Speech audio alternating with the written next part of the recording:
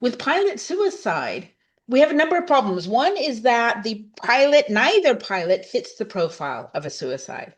The pilot error narrative is huge, and anyone who's involved in aviation knows that this is the easy answer. The idea that an oxygen canister exploded, the captain left the cockpit, the first officer was hypoxic and flying erratically because he was hypoxic and struggling.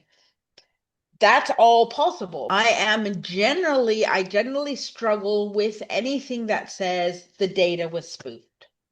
I think that hypoxia makes sense to me. Suicide idea for Zaharie is, I don't see it.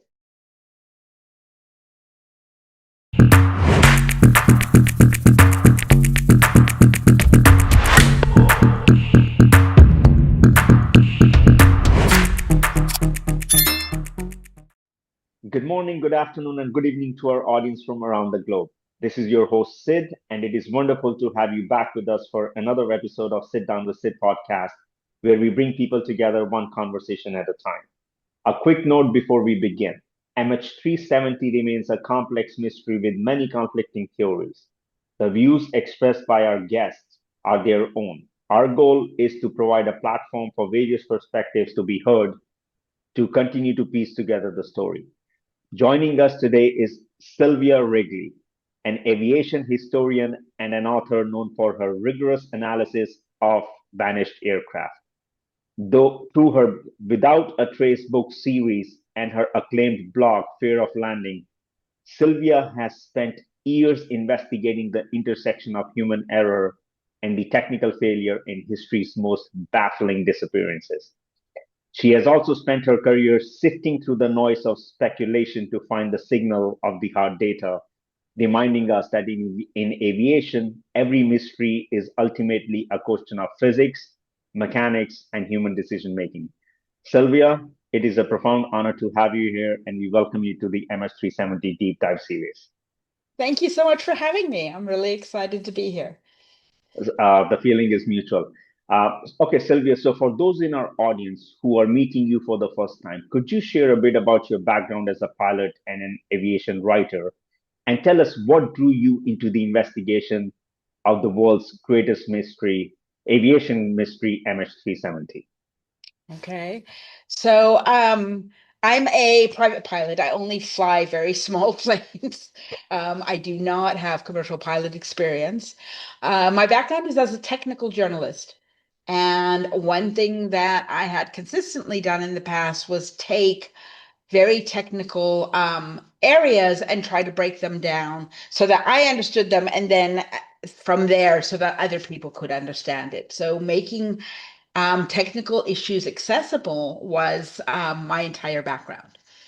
So I, like most pilots, I think, ended up reading pilot reports and magazines and crash analyses, and then, going from there into investigative reports. And at some point, um, I cannot remember. It was a Heathrow issue, but certainly what I remember is that the press was all over the place. They did not know what was going on, and the headlines made no sense, and the description made no sense. So I wrote from a basic principles. Look, this is what we know, and it's not a lot, and this is what we can gather from that.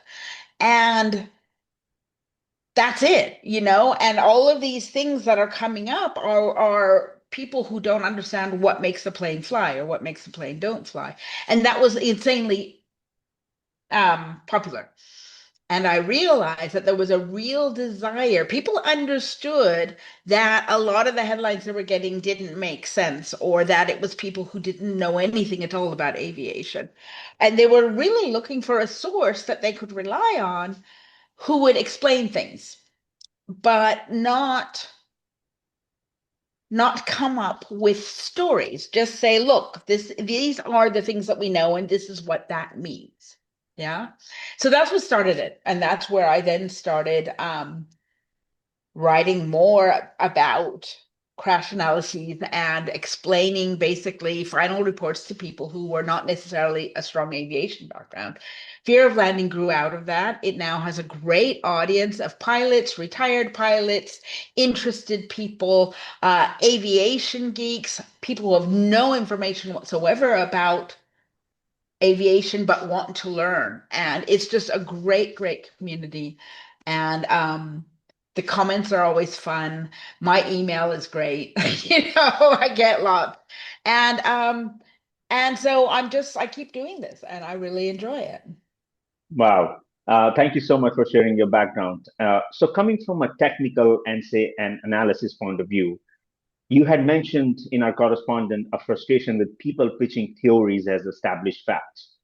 In your view, where is the line being crossed most often in the current MH370 discussion, and why is that distinction so critical for the integrity of this investigation?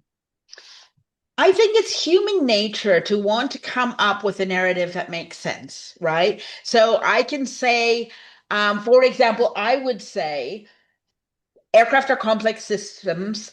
In a normal crash, in a modern airliner, multiple things go wrong. It's almost never one thing, it's multiple things. Um, the pilot error narrative is huge, and anyone who's involved in aviation knows that this is the easy answer because it means there's nothing to investigate. It means the airline doesn't have to change anything because that bad pilot is gone. Um, and it means that from a safety point of view, there's no further action needed. So it's the simple and easy answer. And it's almost always wrong. Aviation takes human factors into account. Errors are expected. If a pilot error has caused a crash, that's usually because he or she was the very, very last safety net. Um, so a dozen things go wrong. The 13th thing that goes wrong is that the pilot makes an error, and then it's like, oh well, there's our answer, and everything else gets dismissed. Um, it's also, I mean, I think MCAS and Boeing is kind of an example of this. Boeing's MCAS, the way they launched it, the way they integrated it, but when Lion 610 crashed, again, there were 17 things that went wrong, and only one of them was Boeing. Well, two, if you include that they originally said this was pilot error. But when you look at a known crash where we have all the details, we can see how complicated it is. And I think the biggest problem with the MH370 narrative is that people try and simplify that. And so that's where you get like the pilot suicide narrative. But also, just the entire idea that we must be able to tell is to me really, really frustrating. Look, we have the facts that we have. You can question those facts. I think if you question those facts, you have you have to really, really try harder to prove your point because now you're getting into conspiracy theory, and I'm not saying conspiracies don't exist, but the you are the one who's going to have to prove why you think that the facts that we have are wrong. And simply, oh, well, the government lies is not good enough because once you go down that path, it's impossible to have a discussion anymore. If you tell me, I think that all the facts that we got were wrong. Yeah. The aircraft didn't turn. The Inmarsat data is wrong. The ATC is forged. And all these things that people come up with, we now can't have a discussion because we don't believe the same things and you're not giving me anything to hold on to. And this means that you, not you obviously, but you, the person with the fantastic theory, are not beholden to anything because you've neatly dismissed all the facts. So you don't have to fit anything in, which means you can get wilder and wilder. And I think that simplification in the case of MH370 is a great problem and leads to a lot of very, very difficult conversations. Hmm. You know, Sylvia, we had Captain Byron Bailey, whose episode is scheduled to release prior to yours. And he had said that it was Captain Zaharie Shah who committed this mass murder. Uh, I have personally a problem with that. I Everyone has opinions, as you said. Hmm. Why to throw someone under the bus who is not here to defend themselves is my biggest pushback. You know, what is your viewpoint on, was it a murder suicide? I mean, you're more on a technical analysis point of view, so I think it's very important for me and our audience to listen from you. Do you think, what do you think happened to MH370? I so let me deal with pilot suicide first because that's a little Sure. bit straightforward. It is possible. Right now, I mean, everything's on the table because we don't have a lot of information. And one of the things that I wrote about in my book, I mean, I started with alien abduction and I went off to I don't remember what it was at the end of the alphabet, but, and this, I'm now in the process of revising this book specifically to look at the new theories that have come up and the different things that have changed since I originally wrote it. But with pilot suicide, we have a number of problems. One is that neither pilot fits the profile of a suicide. Shah, in particular, who's always the one accused, Shah, Zaharie in particular is a man who had stable finances, a stable life, had appointments, had his wife and children saying, no, this doesn't make any sense. And traditionally, in cases of pilot suicide, which do exist but are rare, there are signs within that person's personal life. It does not just be like this man had a perfectly normal life and then suddenly he crashed a plane with 200 and however many people in it. Sorry. Yeah. Um, Up until recently, in fact, when the German Wings plane crashed, my initial comment on that, which was wrong, was every single pilot suicide that we have, the actual crash had taken under a minute. It is literally, I have control of the aircraft. The other person is out or distracted. I am now crashing this plane, and the plane is disintegrated within less than 60 seconds. So my feeling was German wings didn't match this pattern because there was 18, 19 minutes where he flew at high speed until he hit the mountain. I was quickly proven to be wrong that it was pilot suicide, and that was clear within a couple of days as the man's psychiatric information and medical information came clear. But nevertheless, we have a number of suicides that are very fast. One suicide that breaks the pattern was somebody who was suffering from psychosis of some sort, who did 20 minutes.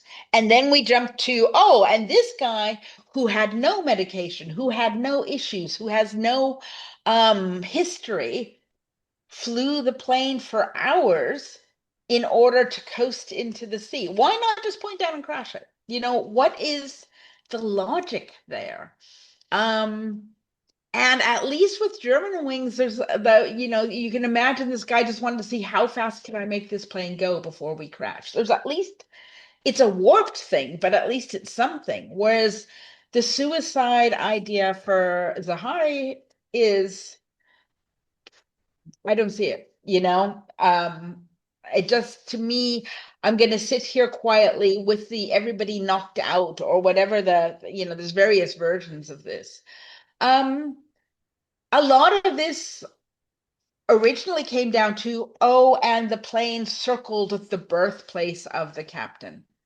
And it didn't. That didn't happen.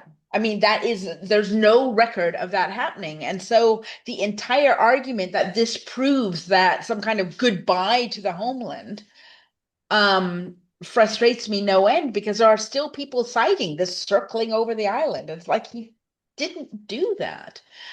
Similarly, the gaming rig flight simulator, you try different things, right? You fly different ways. You explore different routes. The route that MH370 flew was not on that gaming console, was not on his flight simulator routes. The idea, somebody said, oh, pilots aren't going to fly until they run out of fuel on a flight simulator because they know what happens. No, they don't. No, they experience what does it feel like when the plane, runs out of fuel? How long can I actually glide? And you don't get to do that in your airliner, right? You might get to do it on the company sim, but if you want to kind of test things, you're going to put it on your own sim. So the entire idea that him having his own set up flight simulator at great expense and personal time proves that he was planning something drives me insane. If you watch my gaming, I'm apparently planning all kinds of mass murder and killing gremlins and things. I don't even want to think about how people's gaming can be used to show that they had bad intentions. I think that's very worrying. Worrying. Hmm. Well, it's great that you brought up the home simulator because that's another thing.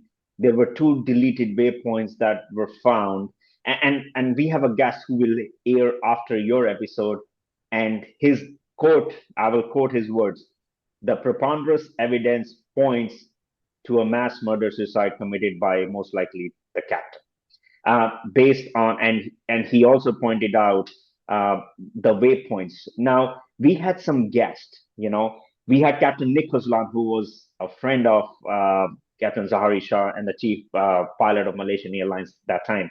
He knew him very well, and he said he does not see any problem having a simulator. But why do you have a simulator if you have been given the real machine to fly? That was his pushback. On the other side, we had some guests who said having a Captain Desmond Ross, having a simulator is not a red flag. He has it. A lot of pilots do have it. So it's very hard to understand who is right, who is wrong, because once again, as the pilot here himself is not here to present his own case, and that. Go ahead, Okay. please. Think when somebody says, why would somebody fly a flight simulator when they have the real thing? We can easily say that is wrong. There are lots of pilots, including me, including your other guests, who play with flight simulators. And who have a kind of, the kind of rig that the captain had. So I think that's a real easy one. This is wrong. It is wrong to say why would a pilot have this? Because pilots do. And because you can do things in a flight simulator that you cannot do in the air, and you're not allowed to just try different routes out in your 777. That's not how it works, right? So if you want to explore and say, what would happen, or what would this look like, or what if I got lost? Could I recognize things? All of that's going to be on flight simulators. Pilots are trained on simulators, right? I mean, and get recurring training on simulators. So the entire idea, as soon as an argument is based on it is odd for a person to have a flight simulator, then I just go like, it's not. It's incredibly common. Um, with the deleted waypoints, I don't know. There's lots of people who are claiming lots of information and lots of data that supposedly the ATSB and the Malaysian investigative team are just ignoring.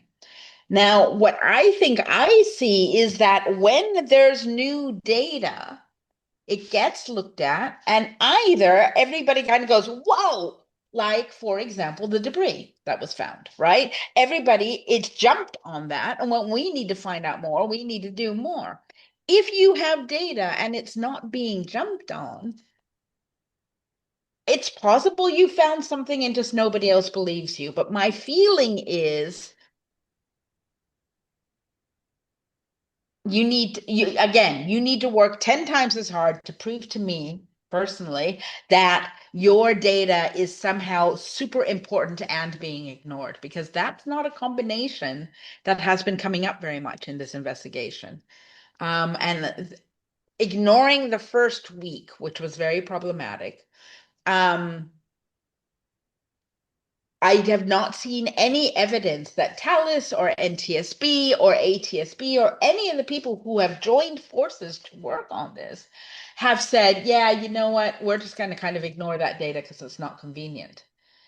On the other hand, the people who are saying, I found something, are regularly, you can prove that they are ignoring data that is not convenient. So, you know, I think it's good to explore. I think it's good to think about different scenarios. But at some point, I think that people who are desperately trying to prove that they have something that nobody else has, I think you need to use caution with those versions of events because there is no certainty here. We don't know what happened. Yeah, very well said that, especially the last point. There is no certainty here. So, okay, we had different guests, you know, hypoxia theory, fire in the cockpit, hijacking, etc., etc. Now, without naming any person, is there one popular theory that you really find particularly problematic based on your own data and technical analysis? And second part is, could you explain the specific technical data point, if it exists, that effectively disapproves the theory that you find very problematic? Okay. Well, we talked about pilot suicide, and that's really high on my list because, as I say, pilot error is just such an easy, this kind of explains everything. I generally struggle with anything that says the data was spoofed. Yeah. So, did the aircraft turn back at Igari? We think so. If there is good reason to believe not, then that's worth investigating. But if your reason why it isn't is that an unknown team of people purposely destroyed information to try and hide reality, again, then you need to spend much more time convincing me that there's a reason for this plot. Yeah. I particularly struggle with spoof the Inmarsat data was spoofed because nobody knew that data existed. We had never used it before. Nobody had ever even thought about it. It was a completely new thing. So for some mastermind group to have looked in the future, worked out that this data would be critical to this case, spoof the data, and then sit back and wait for Inmarsat to say, hey, wait, we might have something, and start investigating the data. To me, that's 5 jumps further than I'm willing to go, right? So from a technical point of view, I don't see any reason why somebody would spoof that data, which just makes things more complicated.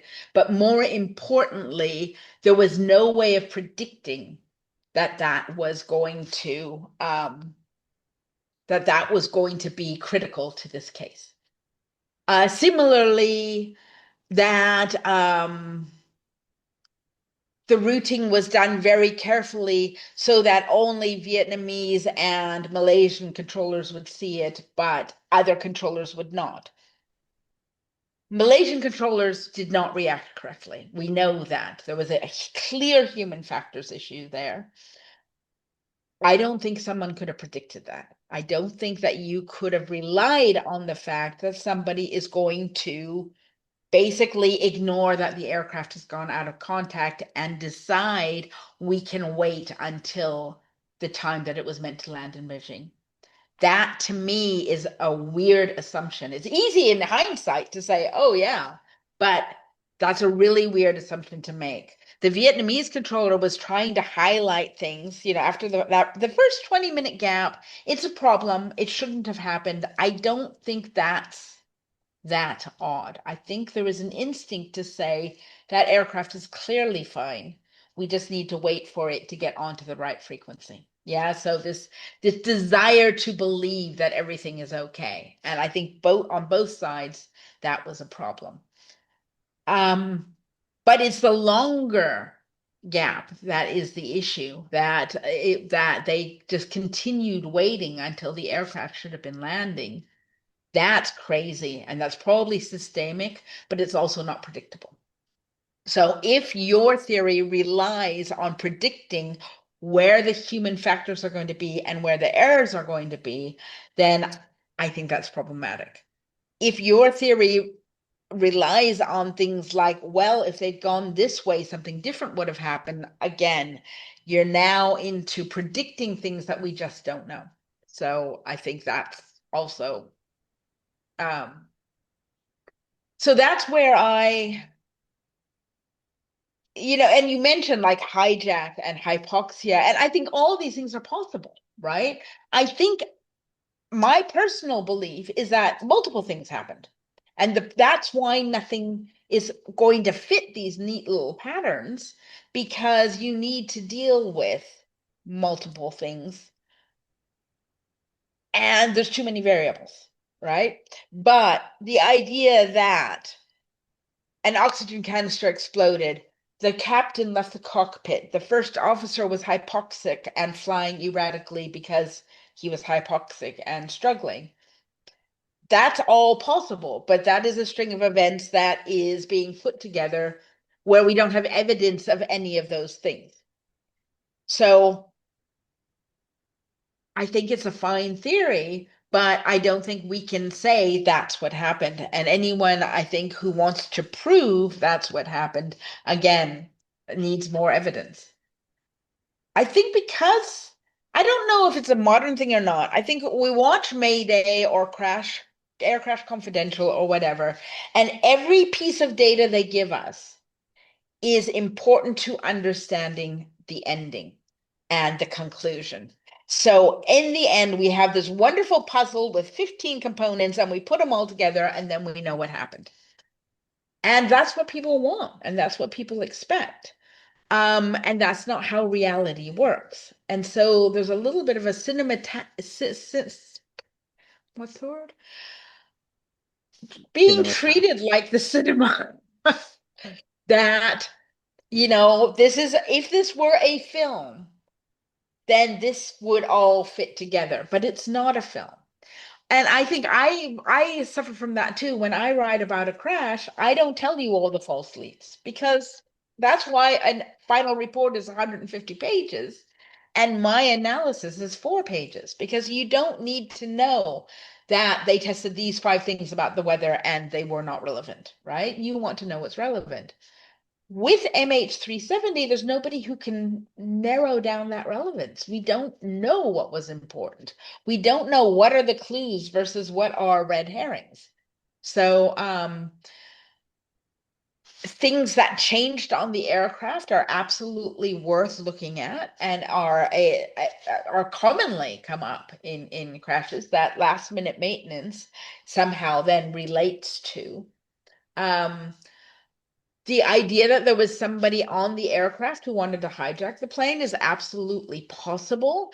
It's a little bit odd that nothing was found they went over that passenger manifest and they went over the details and they found a bunch of anomalies and all of them got explained away. So with a hijack, I do kind of feel like, well, who and why has no one ever said anything is a little bit odd, but somebody working on their own who basically decides this is what they want to do, is possible. Hypoxia, I think, is, to my mind, one of the few things that explains that long flight until it ran out of gas, fuel. But I think hypoxia is likely, that everybody on that aircraft, that was a ghost plane, and everybody on that aircraft was unconscious while the aircraft continued to fly. So I think that's actually very likely. But again, that's only based on the fact that it's a very long time to be sitting there, not touching anything, not doing anything for no good reason. Again, if you want to crash, push it down. If you don't want to crash, do something, right? Set it up for ditching. But neither of those two things happened. And that's where I think the little bit of data we have is interesting, in that that feels like a clue to me. But Hmm. again, I don't know any more than anyone else. I have on the book, I have, and I'm slightly amused by this, 1-star reviews that say she didn't tell us what happened. And it was Well, like, That was actually next question. It's funny you brought that up. I want to know what is Sylvia Wrigley's theory on MH370. What do you think happened?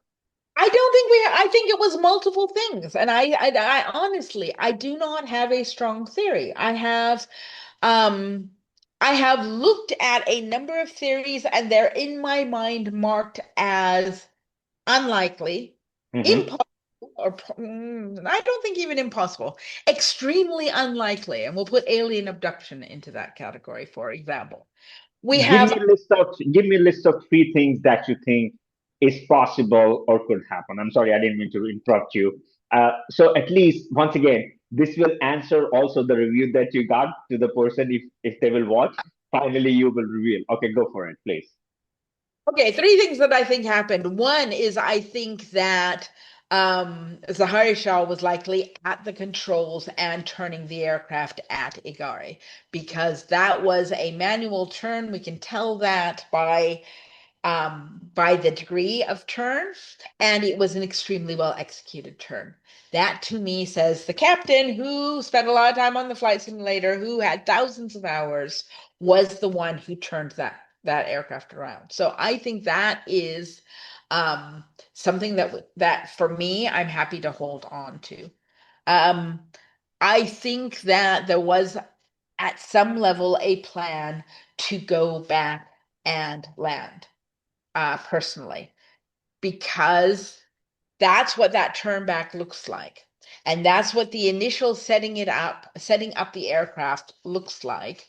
And then putting it back onto autopilot while they deal with whatever it is that went wrong. Now, again, that could be a hijacker, that could be an electrical fault, that could be an oxygen canister exploding, that could be all kinds of things or multiple things. But something went wrong. They are close enough to home that it makes sense to go back to Kuala Lumpur, or at least to go back to Malaysia, rather than try to go somewhere in Vietnam where they are not expected and land at a random airfield that they don't know. I'm not saying people wouldn't do it, but if you think you have time, the point where they were was still a logical time to turn around. I think that hypoxia makes sense to me. For Hmm. the aircraft is now set up on autopilot. We're ready for the next turn. We are looking into things and we have not realized, we being whoever's in the cockpit, yeah, we have not realized what's gone wrong, or um, sorry, we're working on what's gone wrong. We have not realized that we have a pressure issue. Hmm. Um, it's difficult because how can you not realize? There's all kinds of systems meant to help you catch that. But my personal belief is that likely at that point they have succumbed to hypoxia, they are falling unconscious, and then the aircraft just continues straight, runs out of fuel, and crashes. That to me is the sequence of events that I can kind of make sense of. But there's still a huge amount of space there for causes, and those are where we just don't know, right? And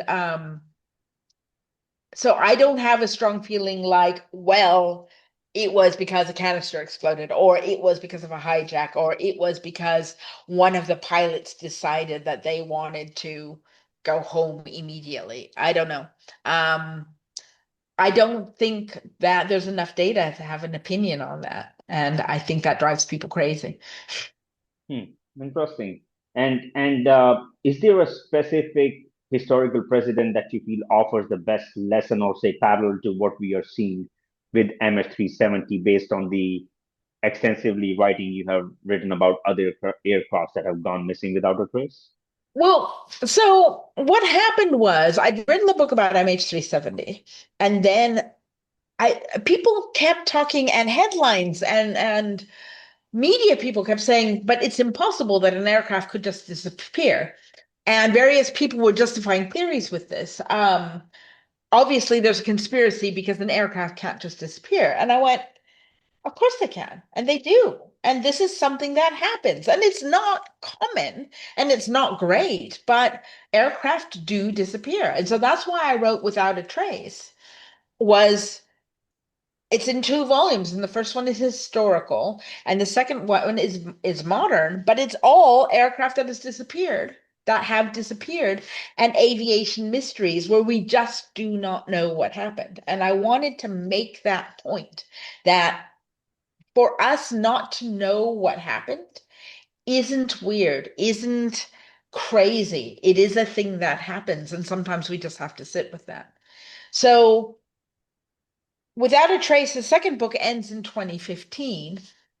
And I wrote it in 2016. I probably could have kept going with it. I mean, not enough for another volume, but um, mostly what we see when it comes to aircraft that have disappeared where we really don't know what happened is it's over a large body of water. That's the most common factor because the ocean can hide a lot and also destroy a lot of evidence. And Air France, what was it, 447? 447, yes. Right. Air France 447, we knew exactly where it impacted the water. Exactly, exactly, exactly. Right. We knew what speed it was going. We knew various things about it, but most importantly, we knew that location. And it took 2 years to find the aircraft in the black box. And I wish that people kind of thought about that, thought about what that means. That when we know exactly where it hit the water, it still took 2 years and people were on the verge of giving up. I mean, it was, a last ditch search. And the MH370 searches have been a narrow strip of the Indian Ocean. You need to look at those images, right? And not say, oh, wow, look, we, searched some 150,000 square kilometers. You need to look at how much is left, right? This is tiny. And even if we knew exactly where it hit the water, we're looking for a needle in a haystack. The fact that we don't quite know what happened at those last stages puts us in a terrible, terrible position. So I feel, I feel like I felt like people kept saying this is impossible. Somebody must know, and so that's why I wrote Without a Trace was to say, look, we don't always know, and these are the mysteries, and this is what happens, and there are entire planes with people in them where nobody was ever seen again. Hmm. And to our audience, we have the link of Sylvia's book Without a Trace, if you want to buy from Amazon, in the description below. So please feel free to purchase it, read it. It's an extensive book. And another question I have for you, Sylvia, on this book Without a Trace is, um, I want to talk, as you said, hypoxia could be a possibility, something that is on the list, right? Mm. Um, Now you look at in your book Without a Trace, you look at several ghost flights where the crew was incapacitated, but the plane kept flying. Now, MH370 flew for 7 or 7.5 hours after it disappeared. So I think that is a relate. We can correlate that, say, in terms of hypoxia. This kind of fits what you write in the book. My question to you is, where does it deviate in a way that baffles you, or like, say, you know what, maybe a possibility, but I don't think this could have happened, if I make sense. Yeah, so going from the other side, first of all, that's a very, very long time where nobody is getting any oxygen. And, I think it's easy to understand that in the cockpit, there was new oxygen canisters, the system had been changed or replaced. So the chances of a fault are somewhat higher. We also know that the aircraft, the battery on the underwater locator beacon was low, there were other small things that say, okay, maybe maintenance was not quite where it should have been. Um, and no smoking guns, but nobody, in the cabin had any oxygen either. That's not explained by the recent maintenance. The cabin oxygen was separate. The emergency oxygen for the cabin crew, um, which is again, not it's not connected to the maintenance that was done. That bothers me. That bothers me a lot. That no one appears to have been able to react in any way, and whether that would be uh get their phone connected, get shout on the attempt to storm the cockpit or anything. Maybe we don't know. Maybe that is what happened. Maybe there was a mass revolt in this aircraft, and that was part of the problem, or that was part of the solution which failed. Again, we don't know. But the secondary thing is that, and I'm not sure on this, but as the aircraft is coming down, obviously the oxygen levels are getting better. So again, there should have been a possibility of somebody being able to react in that last dive, which the question is, how steep was it? Was it high speed impact? Was it not high speed impact? And again, we do not know.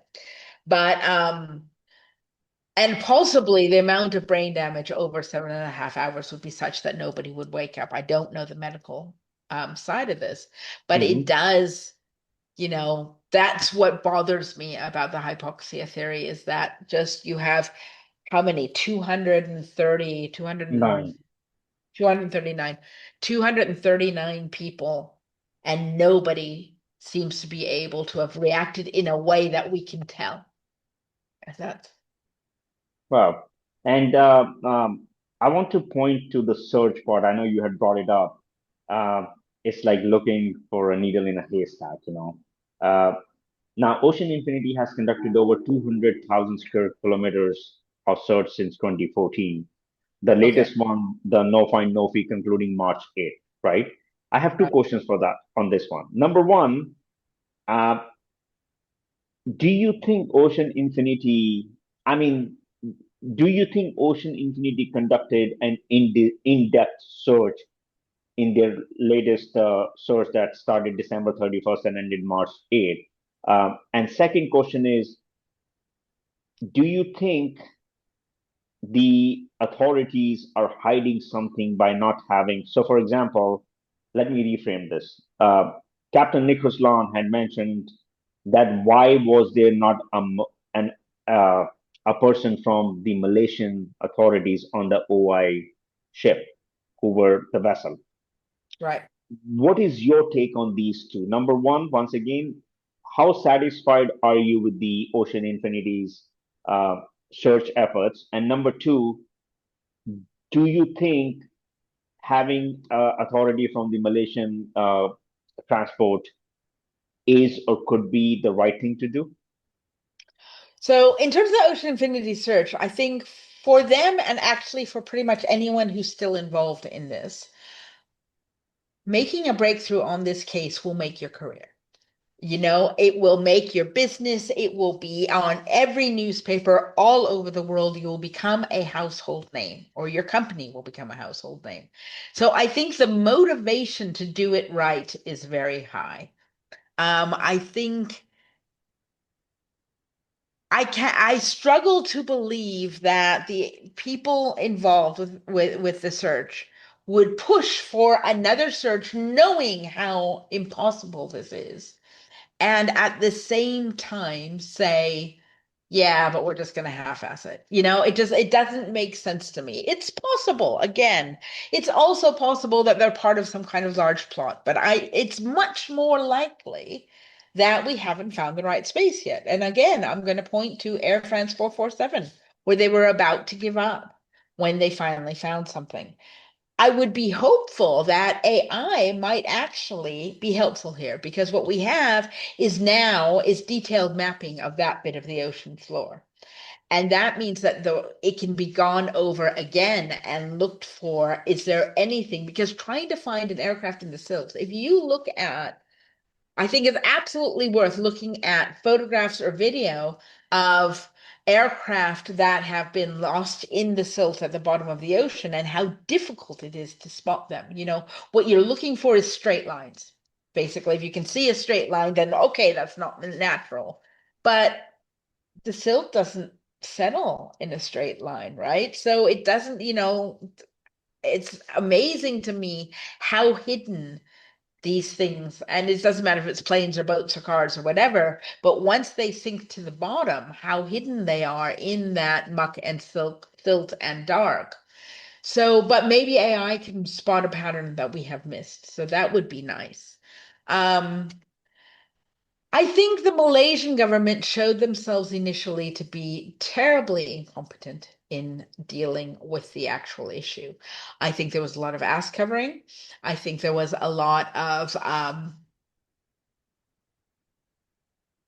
just really no good idea of how to respond to the developing situation. And that played out in multiple different ways. Um, the fact and again, I'm going to go back to systemic issues. When you see that an entire group of people act in a specific way because of whatever their, we talk about corporate culture, and this would be, government culture.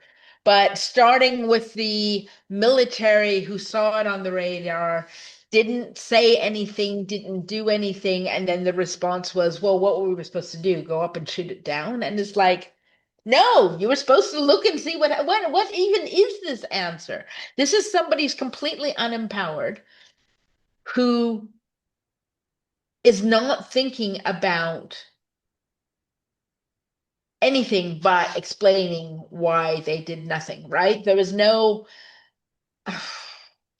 I don't even know how to put it. There was no desire to solve this. There was simply well, yeah, we saw it. No, we didn't say anything because it's a military secret. No, we didn't fly up because what were we supposed to do? That just shows a very high level of incompetence and lack of trust. If that's repeated throughout the government, that would not surprise me at all, and that explains a lot of the bad reactions. I think it's a big jump from there to say, no, it wasn't incompetence, it was willful. I think that that's a very large jump.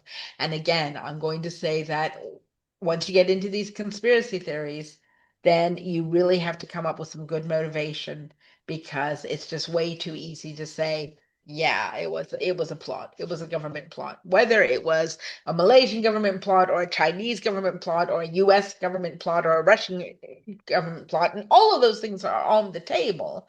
And none of them that I have seen have any justification whatsoever other than my theory works better if I claim that these people were plotting to do this.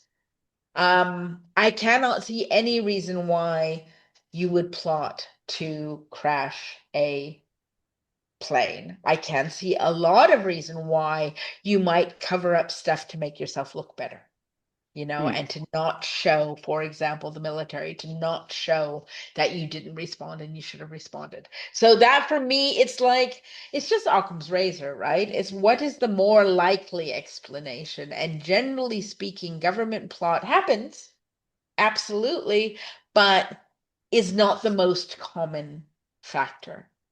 Um, and in modern geopolitics, generally, if there's somebody here with a big plot, there's somebody here who's going, hey, hang on. So you're not getting governments.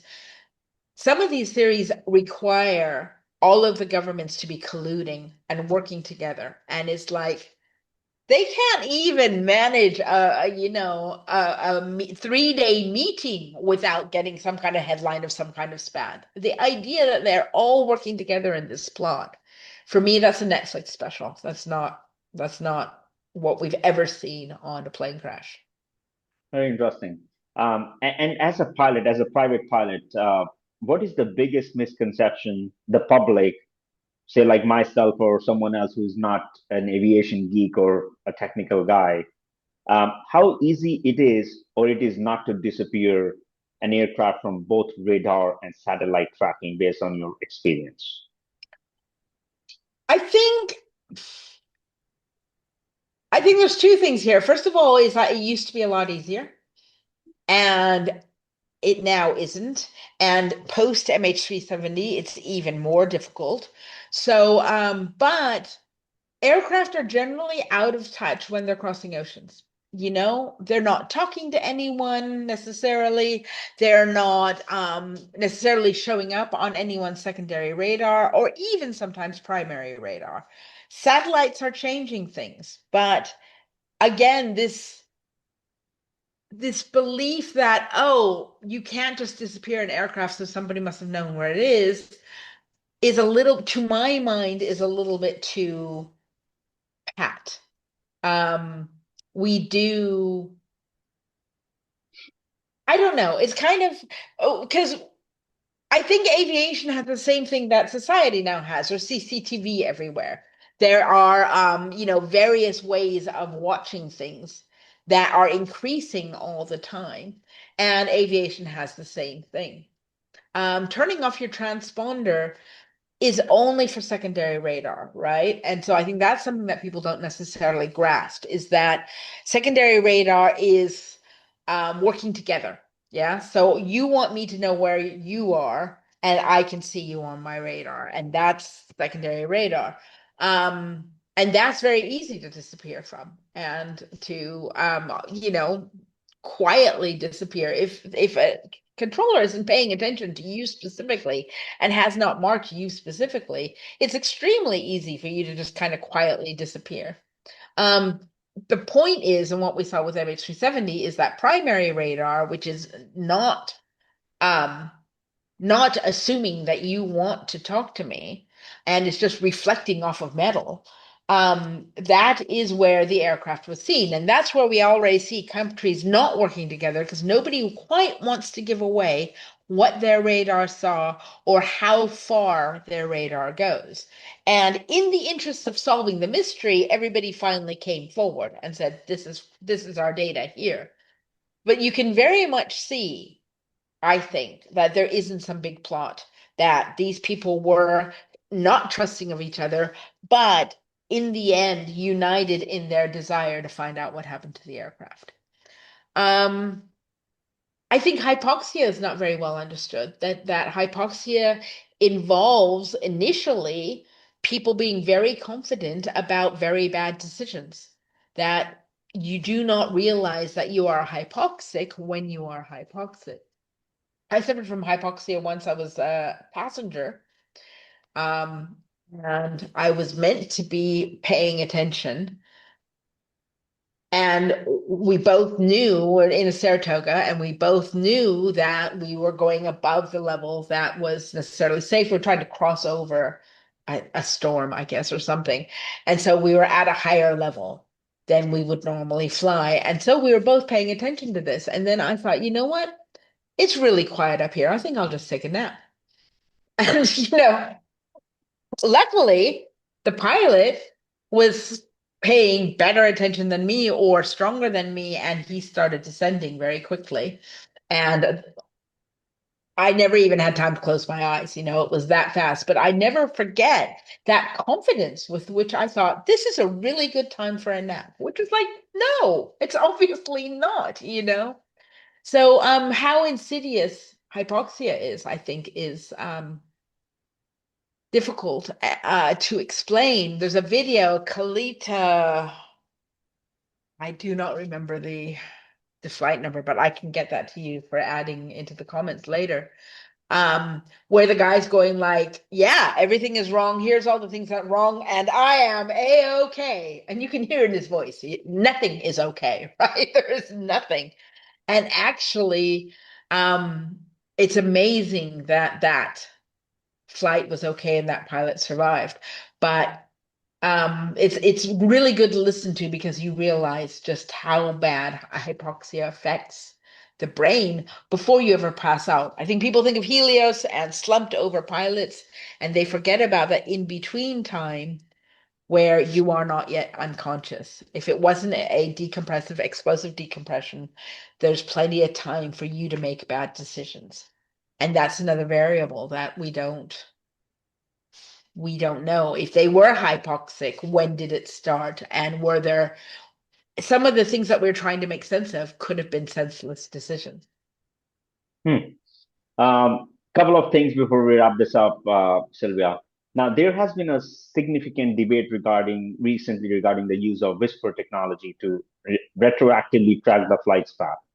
As someone who advocates for sticking to proven aviation data, what is your assessment of using this type of radio science to reconstruct the path for MH370 12 years later? I think it's absolutely worth a try. I mean, when I seem to be complaining, I am not complaining about people who are trying different ways to find this aircraft. If we could narrow things down in any way, that would be very interesting. And honestly, I'm happy with Ouija boards as well. If you can get something new that is actual data, then we should look at that. Where I object is that when people say, I have new data, and that data is suspect, and they say, well, you're part of the conspiracy then. That's where I get upset. So no, I in no way, I mean, I think it's difficult. It's 12 years on. I think it's going to be very difficult to find something new at this stage. I think it's interesting that people are still trying, and this goes back to what I was saying before, which is for anyone involved at this stage, this finding the answer is such a huge thing that I find it very difficult that anyone involved at this stage is a bad actor trying to hide what really happened. I think that's extremely unlikely. There's been multiple regime changes in multiple parts of the world. If there were a government plot in Malaysia, for example, there's been enough regime change there that I think we'd have a good chance of somebody standing up and saying, you know what? You know what? Here is the evidence that we've all been waiting for. And, they'll become president. I mean, so new data, I think, has always got to be interesting. New attempts to collect data has always got to be interesting. So I'm at the same time, I think it's quite likely that we'll never know. When I wrote my book, um, I wrote it fast because I wanted to get everything in my brain. I was living and breathing this book constantly. Sorry, this crash. And I was talking to people all the time. I was getting phone calls from the BBC about each bit of new news, and I was petrified that they would phone me and I wouldn't know what had happened. So I was like constantly online, completely dialed in. And I was having the same conversation over and over again. So I thought if I can write this down in a way that my mother understands it, that the hairdresser understands it, that the woman who, at the coffee machine understands it, that would be a great thing because that's everybody is going, I don't understand what people are talking about. And I spoke to a publisher who said, it's going to take us 6 months to get this book to print. And then the plane will be found, and then it'll be a waste of money. And I went, it's not going to get found in six. What are you talking about? It's not going to get found in 6 months. I said, maybe if we're lucky, a couple of years. And they went, no, no, no. We think that this could get solved any day now. So I self-published on that basis that I could do it quickly. Now we're 12 years on, and I'm still going like, this is not going to get wrapped up in 6 months. We might never know. And I think that's hard for people to hear. I think that that is contrary to what we've become used to. We want to take the pieces of the puzzle and we want to put them into a clear shape, but we have like 16 pieces of a 100-piece puzzle. It's not, we don't have enough data. Um, which brings me back to if somebody, yes, I think we should do more searches if somebody's willing to pay for those searches. Yes, I think we should look at the whisper technology and see if we can reconstruct stuff. Yes, I think using AI to parse through the complicated data that we've already looked at could throw up a pattern that maybe we haven't noticed yet. On the other hand, I I went on to AI and said, okay, explain MH370 to me. And within 30 seconds, I was shouting at it because it told me that the fact that the transponder has to have been manually turned off. And I went, why does it have to have been manually? He said, well, the ATSB said, like, no. The ATSB said that it must have been turned off manually because it went off at the same time as the this other unit, and thus that can't be coincidence. That has to be a person. And I'm going, or an electrical failure. I mean, a communications failure. And that really worried me that everything that I pushed on, it basically came up with really weird, well, it has to have been human because two things can't fail at the same time. And it's like, yes, they can. If the cause is the same, right? Um, so I think AI is equally likely to give us some weird theories that we haven't thought about that actually go nowhere. Hmm. And if MH370 is never found, what do you think its legacy will be for the world of aviation, and especially for the families who are still waiting for the answers 12 years later? For the families, I mean, that's tragic and that's awful. And I don't know that there's anything that we can do or say to make that better. I don't think um, that you can come out of a tragedy like this with no information and ever feel good about it. And I acknowledge that. And so if I seem blasé about, well, we'll never know, that's with apologies to the families who desperately want to know. I think MH370 absolutely has changed aviation. Satellite data is now standard. Inmarsat now check every 15 minutes instead of every hour. It's included as standard. Underwater locator beacons now have a much longer, they've gone from I think 30 days to 90 days. Um, the flight data recorder now goes up to a longer time. And this was the big thing, is that even if we found the aircraft at the bottom of the sea, that's not necessarily going to tell us anything, right? So the cockpit voice recorder is going to have all the silence of that 7 hour straight flight where nothing happened. The FDR is going to have all the silence of that straight, the only thing we would learn is how did it come down? Um, and we might learn whether there was any manual attempt to do anything. Like we know at the beginning that that first turn was done by somebody, that was not an autopilot turn. Um,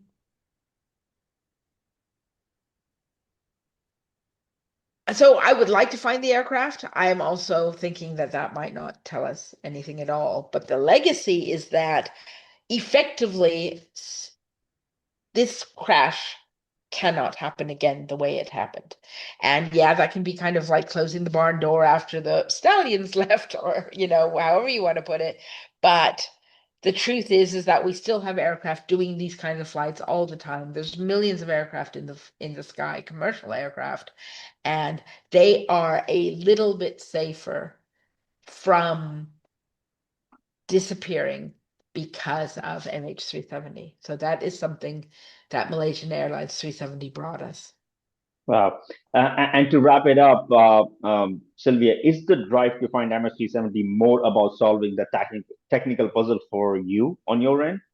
Or is it about the fundamental need for the aviation industry to make sure there are no permanent mysteries like MH370 again in the near future?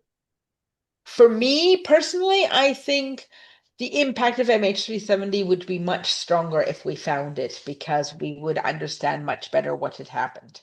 And so that there is definitely a drive from a security and aviation safety point of view. So I think that's important.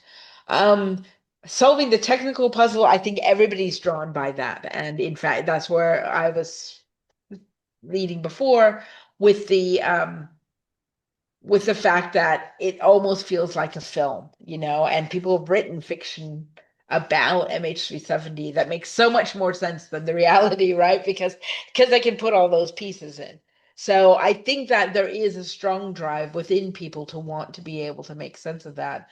I do think that if we found the aircraft and somehow through that we're able to find, like, we found an exploded canister or we found a small hole in the fuselage or whatever, if we found something that explained things, I think there will still be plenty of people who say, yes, but and stick to their conspiracies. So I don't think there's ever going to be an answer that everyone accepts, even if we find the aircraft and find real data, because people are very invested in their particular theory.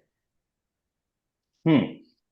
Well, Sylvia, this was quite a fascinating conversation. I actually had a great time talking to you. And I want to ask our audience to please share this episode if this conversation moved you, because in a world of fleeting digital noise, our collective attention is the only thing that keeps the search for the truth alive. By listening, you ensure that this story and the 239 souls it represents are never truly lost to the deep. Sylvia Wrigley, once again, thank you so much for your time, for your commitment to aviation clarity, and for sharing your unique perspective with us all today. Well, thank you very much for having me. It's been a pleasure. Thank you so much. You take care. Have a good day. Bye bye. Bye bye. Bye.